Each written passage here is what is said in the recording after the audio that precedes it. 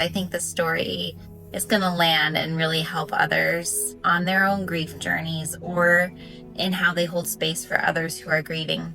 If you're new to this channel, hi, my name is Ashley Fisher. I am a feminine embodiment coach, and my work is to support driven women in healing from stress and exhaustion and burnout so that they can live and lead with the full power of who they are and enjoy themselves every step of the way.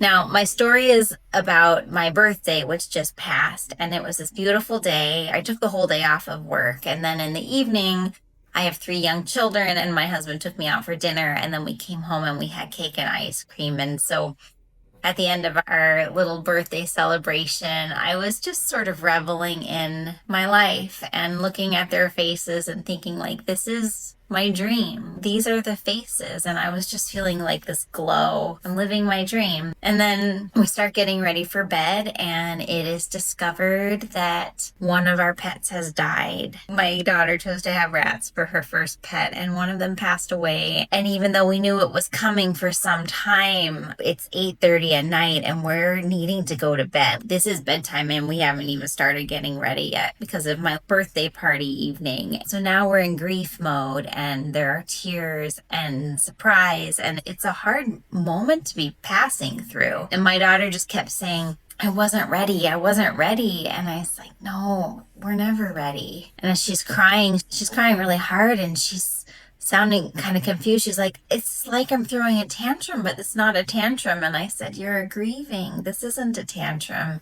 We ended up getting everyone to bed at 10:30 that night. Like, it was really late. It was just everything went sideways. But, there are times like that when you're parenting that you just can't predict, and you can't predict the timing on things sometimes. So I think what I really want to share is this was the first loss that she's experienced. This is the first loss any of my children have experienced. And so just kind of watching them and figuring out how to hold your children through grief. And I know how to do this because of my embodiment coaching. 2 years ago, I wouldn't have had the same resources I do now, because as I did my own work and as I have brought safety to my own body and feeling the full range of my emotions, my body has started letting out stuff that was backlogged. And there was a lot more than I ever would have imagined. Grief for people that have passed on, for the ones that loved them, grief for movie characters, because your body actually thinks what it's seeing is real. Like, it doesn't matter if it was TV. Some of that was coming up. And grief just for losses in relationships and transitions and surprising memories that I didn't even consciously remember anymore started to rise, and all this grief poured out. And over that process, I've been feeling lighter and lighter and lighter. And what I've come to realize is that we live in a culture and society that doesn't do grief well. We don't do the heavy emotions well. We're with that for a little bit, but then everyone else sort of moves on and you're still holding it. Or we don't know how to talk about it or how to comfort one another. My work in this space with my daughter, and I offer this to you so that you can hold space for others who are grieving or yourself in this way. But the work is to create resilience by being present with it. I'm not trying to override it. I'm not trying to say, oh, you'll be okay, or oh, it was just a pet, or even try to distract her from it. That would be the worst thing I could do.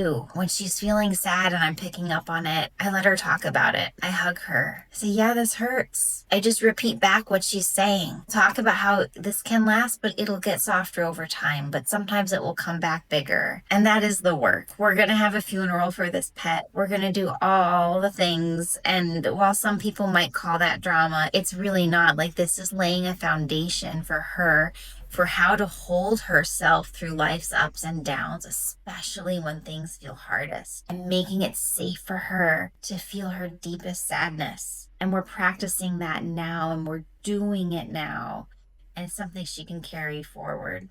And that's what I have to offer you today. Just this knowing that whatever's happening, you are resilient, and you can be resilient, not by saying, I'm okay. It's not about buckling down or getting through or just kind of like walling off your emotions. It's really about being present with them and trusting that if you are, they're going to flow through. They're not going to get trapped. They're not going to become this backlog of energy that you are repressing and having to carry through your days. This is what makes us fully alive, when we can feel the full spectrum of our emotions. Because when you can feel your grief, when you can feel your sadness, when you give yourself space to sob, right? Whatever it is, you're also signaling to your body that it's safe to feel the other side, the extremes on the other end, which are joy and happiness and it's just the life-giving feelings of satisfaction. And the things you want to feel the most are most available when you also are able to feel the things that maybe are harder to feel. If this has resonated with you, if it's bringing up thoughts of your own grief, whether it's for a person or a pet or a relationship that ended or a transition in your life of some kind, we're always going through grief processes. Even if there's a chapter you're excited about, you're leaving something too, and there might be grief. You can hold more than one thing at once. I would offer, if it would be welcome, that you